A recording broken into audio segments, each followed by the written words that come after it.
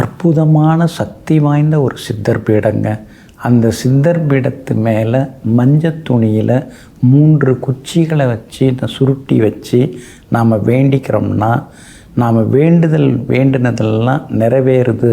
கண்டிப்பாக நிறைவேறும். நீ நினச்சது நிறைவேறும், நீ நினச்ச காரியம் நடக்கும் அப்படின்னு இருந்தால் அந்த 3 குச்சிகளும் அந்த சுருட்டி வைக்கப்பட்ட மஞ்சள் துணியிலிருந்து ஒவ்வொன்றாக விலகி வெளியே வருதுங்க. அப்படி குச்சிகள் எதுவுமே வெளியில் வரலன்னா நாம் நினச்சது நடக்காதுன்னு அர்த்தங்க. இது அந்த பகுதியில் இருக்கிறவங்க இந்த மாதிரி சகுனம் சுவாமிகிட்ட இந்த சித்தர்கிட்ட இது மாதிரி உத்தரவு கேட்குறாங்க.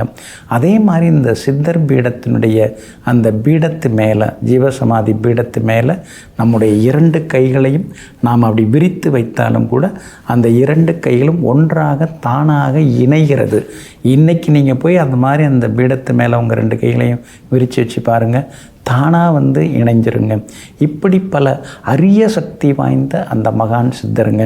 அவருடைய அந்த சித்தருடைய இந்த ஜீவசமாதி பகுதியை நகர்த்துறதுக்கு ட்ரை பண்ணியிருக்காங்க.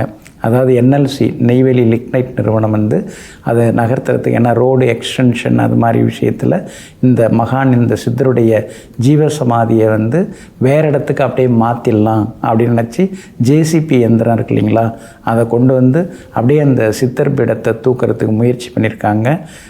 அடுத்த வினாடியே அந்த ஜேசிபி எந்திரம் சாம்பலாகிவிட்டது, எரிந்து சாம்பலாகிவிட்டது.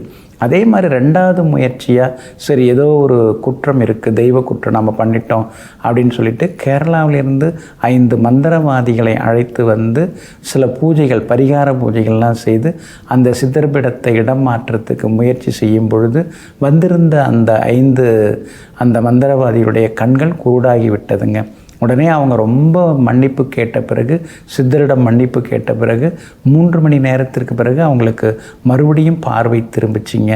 இதெல்லாம் பார்த்துட்டு நிறுவனமும் சரி, அங்கே சுற்று வட்டாரத்தில் இருந்த மக்களும் சரி, பெரிய அளவு இந்த சித்தருக்கு சித்தர் பீடத்தை மதிக்க ஆரம்பித்தாங்க, சித்தரை மதிக்க ஆரம்பித்தாங்க.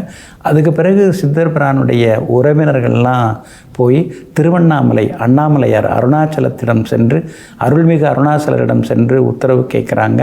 அந்த உத்தரவில் ஒரு இடம் காட்டப்படுகிறது. அந்த இடத்துக்கு அப்போ அந்த உத்தரவு வாங்கிட்டு வந்த பிறகு அந்த இடத்துக்கு சித்தர் பீடம் மாற்றியமைக்கப்பட்டதுங்க. இன்றைக்கும் இந்த மகானுடைய சித்தர் சமாதியில் கூட்டம் கூடிட்டு தாங்க இருக்குது. அந்த சித்தருடைய பெயர் என்னன்னா ஸ்ரீ எலுமிச்சை சித்தர். அந்த மகானுடைய பெயரே எலுமிச்சை சித்தர். அதாவது இவங்களுடைய இயற்பெயர் ராமசாமி சித்தர், ஆனால் எலுமிச்சை சித்தர் அப்படின்னு எல்லாருமே அழைக்கிறாங்க. இந்த மகான் பெரிய அளவில் சித்து வேலைகள்லாம் பண்ணியிருக்காங்க. 1938 தை மாதத்தில் பரமசிவம் பூங்காவனம் அவங்களுக்கு மகனாக இந்த மகான் அவதரிச்சிருக்கிறாங்க. வள்ளலாருடைய அந்த சுத்த சர்மார்க்க நெறியிலே பெரிய அளவில் கவரப்பட்டு வள்ளலாரிடமிருந்து அருளாசி பெற்றிருக்காங்க. ஏன்னா தொடர்ந்து திருவருட்பா அகவல் எல்லாத்தையும் படித்து இவருக்கும் அந்த வள்ளலாருக்குரிய சில சித்துக்கள் எல்லாமே வர ஆரம்பிச்சிருச்சு. பக்தர்களின் பிணிகளை நீக்கியிருக்காங்க. அவங்க இருந்தப்போ வள்ளலாரின் சீடர்னு தான் இவர் எல்லாருமே சொல்கிறாங்க. ஞானசூரியன் அப்படின்னு இந்த மகானை எல்லாருமே அப்போவே வழங்க ஆரம்பிச்சிருக்காங்க. அதனால் இந்த ஜீவசமாதி ரொம்ப ரொம்ப சக்தி வாய்ந்த ஜீவபீடம். அங்கே போய் நம்ம என்ன கேட்டாலும் நமக்கு எல்லாமே கிடைக்குது. நம்முடைய இந்த பெரிய மகான், இந்த மகானுடைய ஜீவசமாதி எங்கே இருக்குது அப்படின்னு சொல்லி பார்த்தீங்கன்னா, அதாவது நெய்வேலியிலிருந்து வடலூர் வரும்போது, வடலூர் தொடக்கத்திலேயே இவருடைய ஜீவசமாதி அமைஞ்சிருக்குது. அதான் காரக்குப்பம் அப்படிங்கிற இடம். அந்த காரக்குப்பத்தில் வள்ளலார் நகரில் பாரதி தெருவில் இந்த மகான் ஸ்ரீ எலுமிச்சை சித்தருடைய ஜீவசமாதி அமைஞ்சிருக்குங்க.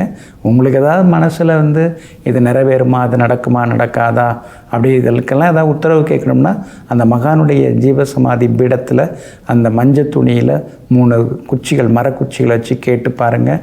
நீங்கள் நினச்சது நிறைவேறும்னா தானாகவே அந்த மஞ்சள் துணியிலிருந்து தானாக விலகி அந்த 3 குச்சிகளும் வெளியில் வருது.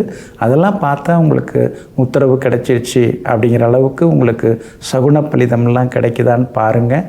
ஸ்ரீ எலுமிச்சை சித்தருடைய ஜீவசமாதி சென்று வணங்குவோம், அனைத்து வரங்களையும் பெறுவோம். நெஞ்சிற்கினியவர்களே, வியாழக்கிழமையாகிய இன்றைய நாள் மகான்கள், தவசிகள், மகரிஷிகள், சித்தர்களின் அருளாசியால் வெற்றி திருநாளாக உங்களுக்கு அமையட்டும்.